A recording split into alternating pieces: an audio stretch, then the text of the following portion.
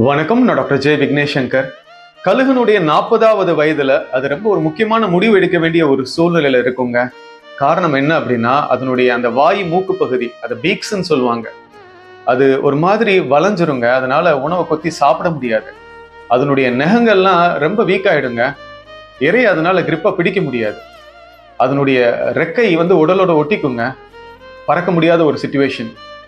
இந்த மாதிரி தன்மையில இருக்கும்போது வாழ்க்கை அவ்வளவுதான், முடிஞ்சு போச்சு அப்படின்ட்டு அது இறந்து போயிடலாங்க. இல்ல மிகப்பெரிய மாற்றத்தை அதனுடைய வாழ்க்கையில அது எதிர்கொள்ளணுங்க. கழுகு என்ன தெரியுமா பண்ணும் அந்த சிச்சுவேஷன்ல? வாழ்க்கை முடிஞ்சு போச்சு அப்படிங்கிற மனநிலைக்கெல்லாம் போகாதுங்க. துணிச்சலா மாற்றத்தை அது எதிர்கொள்ளுங்க. ஒரு மலையினுடைய உச்சியில போய் அது உட்காந்துருங்க. அங்க போய் அது என்ன தெரியுமா பண்ணும்? அதனுடைய அந்த பீக்ஸ் இருக்குல்ல, அந்த வாய் மூக்கு பகுதி, அதை ஒரு பாறையில தட்டி தட்டி அதை பிச்சு எடுத்துருங்க. அது வளர்ற வரைக்கும் அது பொறுமை அங்கேயே இருக்கும். அதாவது அதனுடைய அந்த பீக்ஸ் வளர்ந்ததுக்கு அப்புறம் அதனுடைய கால் நகங்களை அது பிச்சு எடுத்துருங்க. மறுபடியும் அந்த கால் நகங்கள் புதுசா வளர்ற வரைக்கும் அதே இடத்துல அது இருக்கும். அதனுடைய அந்த இறகுகள் இருக்கு பாருங்களேன், அதை ஒன்னொன்னா கொத்தி அதை எடுத்துருங்க. அந்த இறகுகள் மறுபடியும் வளர்ற வரைக்கும் அந்த இடத்துல அது அமைதியா இருக்குங்க. இந்த ப்ராசஸ் எல்லாம் பாத்தீங்கன்னா கிட்டத்தட்ட 150 நாட்கள் நடக்குங்க. அந்த 150 நாட்களும் அந்த கழுகுக்கு வலியும் வேதனையும் நிறைந்தது தாங்க. ஆனா கழுகை பொறுத்த வரைக்கும் திறந்த மனநிலையோட இந்த மாற்றத்தை அது எதிர்கொள்ளுங்க. இதனால என்ன தெரியுமா நடக்கும்? 150 நாட்கள் கழித்து அது மறுபடியும் 2.0 வருஷனா வானத்துல உயர பறக்க ஆரம்பிச்சிடும். அதனுடைய அன்றாட வாழ்க்கையை அது சிறப்பா வாழ ஆரம்பிக்குங்க. இந்த சவாலான 150 நாட்களை கழுகு கடந்ததுக்கு அப்புறம் மேற்கொண்டு 30 வருஷம் அது உயிர் வாழுங்க. கழுகனுடைய 40வது வயதுல எப்படி அது மிகப்பெரிய சவால் அதனுடைய வாழ்க்கையில அதை ஃபேஸ் பண்ணுச்சோ, அது மாதிரிதான் நம்மளுடைய வாழ்க்கையிலும் நம்ம ஒவ்வொரு காலகட்டத்திலையும் பல சவால்களையும் போராட்டங்களையும் நம்ம எதிர்கொள்றோங்க. ஆனா கழுகு என்ன பண்ணுச்சு? தன்னுடைய வாழ்க்கைய அது முடிச்சுக்க விரும்பலைங்க. 40வது வயசுல எல்லாம் முடிஞ்சு போச்சுன்னு நினைக்கல. மாற்றத்தை திறந்த மனநிலையோடு அது ஏற்றுக்கொண்டது. நம்முடைய வாழ்க்கையிலும் சவால்களும் போராட்டங்களும் வரும்போது மனம் என்ன தெரியுமா பண்ணும்? அவ்வளவுதான், எல்லாம் முடிஞ்சு போச்சுன்னு சொல்லும். நிறைய பேர் அவங்களுடைய வாழ்க்கைய தன்னம்பிக்கை இழந்து அப்படி வாழ்ந்துகிட்டு இருக்காங்க. மற்றவங்களை குறை சொல்லிட்டு, பிரபஞ்சத்தை, இறைவனை குறை சொல்லிட்டு. இறைவன் அப்படி நம்ம இருக்கணும்னு நினைக்கலங்க.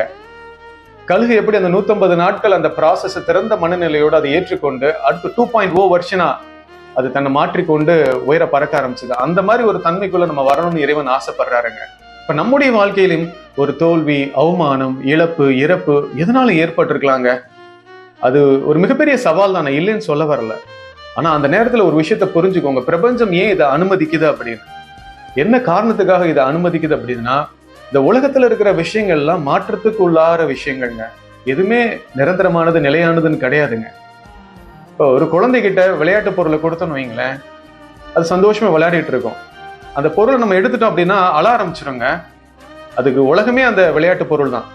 இந்த உலகத்துல இருக்க விஷயங்கள்லாம் விளையாட்டு பொருட்கள் மாதிரிதாங்க.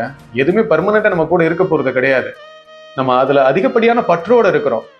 ஆனா அது என்னைக்குனாலும் மாற்றத்துக்குள்ளாகுங்க. நம்ம கிட்ட இருந்து அது பறிக்கப்படும், எடுக்கப்படும். அதனாலதான் இறைவன் என்ன சொல்றாரு? இக்கட்டான சவாலான சூழ்நிலைகள் வரும்போது நீ உலகத்துக்குள்ள மூழ்கி இருந்தது போதும், என் பக்கம் திரும்பு அப்படிங்கறதுதான் உங்களுக்கு உணர்த்துறாருங்க. தூக்கத்துல இருக்க உங்களை தட்டி எழுப்புற மாதிரிங்க. உலக மாயைக்குள்ள நம்ம மூழ்கி போயிருக்கோம். அதுல இருந்து நம்ம என்ன பண்ணணும்? விழிப்பு நிலைக்கு வந்து இறைவன் பக்கம் திரும்பி உண்மை என்ன, ட்ரூத் என்ன, ரியாலிட்டி என்னன்னு தெரிந்து கொண்டு அதை நோக்கி நம்ம பயணம் பண்றதுக்காக தான் சவால்களும் போராட்டங்களும் நம்ம வாழ்க்கைக்கு வருதுங்க. அப்ப நம்முடைய வாழ்க்கையில சவால்களும் போராட்டங்களும் வரும்போது அந்த கழுகு என்ன பண்ணுச்சு யோசிச்சு பாருங்க. திறந்த மனநிலையோட அந்த மாற்றத்தை ஏற்றுக்கொண்டது. அதற்கு எதிர்ப்பு தெரிவிக்கவே இல்லை. அந்த மாதிரிதான் நம்முடைய வாழ்க்கையை வாழணுங்க. எப்பேற்பட்ட இக்கட்டான சூழ்நிலையை நீங்க ஃபேஸ் பண்ணிக்கிட்டு இருக்கலாங்க, திறந்த மனநிலையோட அதை ஏற்றுக்கொள்ளுங்க. இறை சிந்தனையோட உங்க வாழ்க்கையை வாழ ஆரம்பிங்க.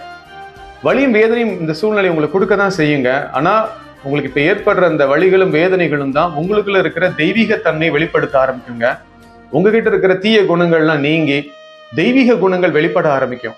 150 நாட்கள் கழித்து அந்த கழுகு எப்படி 2.0 வருஷனா உயர பறக்க ஆரம்பிச்சதோ, இந்த மாதிரி இக்கட்டான சூழ்நிலைகள்ல நீங்க திறந்த மனநிலையோட இறை சிந்தனையோட இருந்தீங்கன்னா அந்த தெய்வீக தன்மைகள் உங்களுக்குள்ள இருந்து வெளிப்பட ஆரம்பிக்குங்க. பல பேருக்கு நீங்க ஒரு ரோல் மாடலா, முன்மாதிரியா நீங்க வாழ ஆரம்பிப்பீங்க. இறைவன் உங்க வாழ்க்கையை உங்களுக்குள்ளே நீங்க முடிச்சுக்கணும்னு அவர் விரும்பலங்க. நீங்க வாழ்க்கையில அடுத்த கட்டத்துக்கு போய் பல பேருக்கு முன்மாதிரியாக, இன்ஸ்பிரேஷனா நீங்க இருக்கணும்னு ஆசைப்படுறதுனாலதான் உங்க வாழ்க்கையில இன்னல்களும் போராட்டங்களும் அதிகமா வருதுங்க. உங்க வாழ்க்கையில கஷ்டங்கள் போராட்டங்கள் வருதுன்னா you are the chosen one, நீங்க இறைவனால் தேர்ந்தெடுக்கப்பட்டிருக்கீங்க அப்படிங்கறத புரிஞ்சுக்கோங்க. உங்களால பல பேருடைய துன்பங்கள் நீங்க போகுது அப்படிங்கறத நீங்க புரிஞ்சுக்கோங்க. இப்ப ரீசெண்டா வாட்ஸ்அப்ல ஒரு வீடியோ பாத்தீங்க, ரொம்ப இன்ஸ்பைரிங்கா இருந்தது. ஒரு நாய் ஏணி மேல ஏற முயற்சி பண்ணுது. காரணம் என்னன்னா, அந்த பில்டிங் மேல அதனுடைய ஓனர் இருக்காரு, அவரை போய் ரீச் பண்ணணும்னு ஆசைப்படுது. 2-3 தடவை அது ஏற முயற்சி பண்ணுது, கீழே விழுந்துருதுங்க. ஆனா விடாமுயற்சியோட என்ன பண்ணுதுன்னு பாத்தீங்கன்னா, முயற்சி பண்ணி அந்த ஏணியில ஏறி அந்த ஓனர் ரீச் பண்ணிருதுங்க. அதை நம்முடைய வாழ்க்கையிலும் அடுத்தடுத்த தோல்விகள் வந்தாலும் நம்ம என்ன பண்ணக்கூடாது, தோண்டு போயிடக்கூடாதுங்க.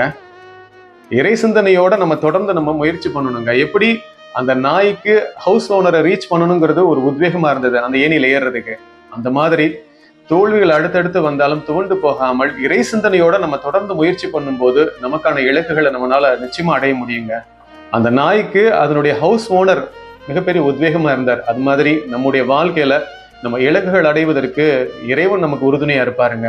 இறைவன் தான் நமக்கான மோட்டிவேஷன். இந்த உலக வாழ்க்கை போர்க்களம் மாதிரி தாங்க, துன்பங்களும் துயரங்களும் நிறைந்திருக்கும். அதற்காக நம்முடைய அன்றாட வாழ்க்கைய நம்ம புலம்பிக்கிட்டு கவலைப்பட்டுட்டு கஷ்டப்பட்டுட்டு அழுதுட்டு வாழணுங்கிறது இறைவனுடைய திட்டம் கிடையாதுங்க. அவருக்கு தெரியும் இது சவால் நிறைந்தது அப்படிங்கிறது அவருக்கு தெரியும். ஆனா அவர் என்ன நமக்கு உணர வைக்கிறார் அப்படின்னா, இந்த சூழ்நிலைகள்லாம் கடந்து உனக்குள்ள நீ அமைதியும் சந்தோஷத்தையும் நீ கொண்டு வரணும் அப்படிங்கிறது தான் இறைவன் விரும்புறார். உலக விஷயங்கள்ல ரொம்ப மூழ்கி போயிடாத அப்படிங்கிறத அவர் நமக்கு உணர்த்திக்கிட்டே இருக்காருங்க. இப்ப இருக்கக்கூடிய காலகட்டத்துல மனிதர்களுடைய முகத்துல சந்தோஷத்தை பார்க்க முடியலங்க, சிரிப்பே பார்க்க முடியல. ஒரு கடைக்காரர் என்ன பண்ணியிருக்காருன்னா, அவருடைய கடை என்ட்ரன்ஸ்ல ஒரு நோட்டீஸ் எழுதி ஒட்டியிருக்காருங்க. அதுல என்ன எழுதியிருக்காரு அப்படின்னா, அவருடைய கடைக்குள்ள வர்றவங்க சிரிச்சுட்டு வந்தாங்கன்னா அவங்களுக்கு ஒரு காஃபி ஃப்ரீ அப்படின்னு. ஏன்னா இப்ப இருக்கக்கூடிய காலகட்டத்துல முகத்துல சிரிப்பை பார்க்கறதே ரொம்ப அரிதா இருக்குங்க.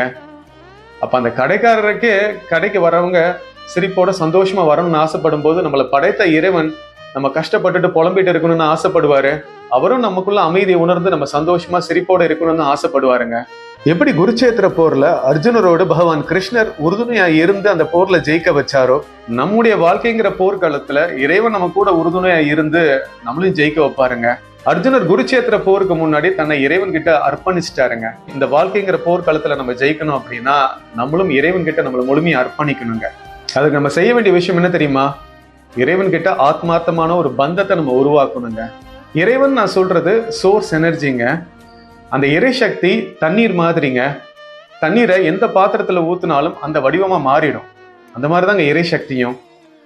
அது ஜீசஸா இருக்கலாம், அல்லாவா இருக்கலாம், சிவனா இருக்கலாம், கிருஷ்ணரா இருக்கலாம். ஆத்மார்த்தமா யாரோட உணர்வுபூர்வமா அவங்களால கனெக்ட் ஆக முடியுதோ அவங்களோட கனெக்ட் ஆகுங்க. உலகத்துல இருக்க நிறைய விஷயங்கள்ல நம்ம பற்றோட இருக்கோம், ஆனா அதை விட இறை பக்தி உங்களுக்கு அதிகமா இருக்கணுங்க. அந்த இறை பக்தி எப்ப தெரியுமா உங்களுக்கு அதிகமா வரும்? இறைவன் உங்களுக்கு செய்ததை எல்லாம் நீங்க நினைவு கூர்ந்து பார்த்து நன்றி உணர்வு அதிகமா வளர்க்கும் போது அந்த இறை பக்தி உங்களுக்கு அதிகமா ஆகுங்க. அப்ப உங்க வாழ்க்கையில எப்பேற்பட்ட சிச்சுவேஷன் வந்தாலும் இறைவன் உங்க பக்கம் தான் நிக்கிறார் அப்படிங்கறத நீங்க உணர்ந்துட்டீங்க அப்படின்னா உங்களுக்குள்ள அமைதியும் சந்தோஷமும் எப்பயும் நிறைவா இருக்குங்க. இக்கட்டான சூழ்நிலைகளை கடந்து உங்க வாழ்க்கையில பல அற்புதங்களும் அதிசயங்களை நீங்க பார்க்க ஆரம்பிப்பீங்க. இந்த வீடியோ உங்களுக்குள்ள பாசிட்டிவான தாக்கத்தை கொண்டு வந்திருந்தது அப்படின்னா கீழே கமெண்ட்ஸ்ல இறைவன் என் பக்கம் நிற்கிறார் அப்படின்னு டைப் பண்ணுங்க. டைப் பண்ணதுக்கு அப்புறம் உங்க முகத்துல சந்தோஷத்தை கொண்டு வாங்க, புன்னகையை கொண்டு வாங்க. இந்த வீடியோ பார்க்குற நிறைய பேர் கீழே கமெண்ட்ஸையும் பார்ப்பாங்க. அவங்க வாழ்க்கையில இப்ப அவங்க இக்கட்டான சூழ்நிலையை கூட ஃபேஸ் பண்ணிக்கிட்டு இருக்கலாங்க. கீழே கமெண்ட்ஸை பார்த்தவுடன் இறைவன் அவங்க கூட இருக்கார் அப்படிங்கிறத உணர்ந்து அந்த இக்கட்டான சூழ்நிலையை அவங்க கடந்து வருவதற்கு அது ஒரு உத்வேகமா இருக்குங்க. வாய்ப்புகள் விலகி போவதை எண்ணி கலங்கி நிற்காதே, எல்லாம் நன்மைக்கே என்று எண்ணி தொடர்ந்து முயற்சி செய். நீ இழந்ததை விட மிகப்பெரிய வெற்றி உனக்காக காத்திருக்கிறது என்று இறைவன் கூறுகிறார். இந்த வீடியோ லைக் பண்ணி ஷேர் பண்ணுங்க. என்னோட YouTube channel doctor Vignesh Shankar நீங்க சப்ஸ்கிரைப் பண்ணுங்க. நன்றி.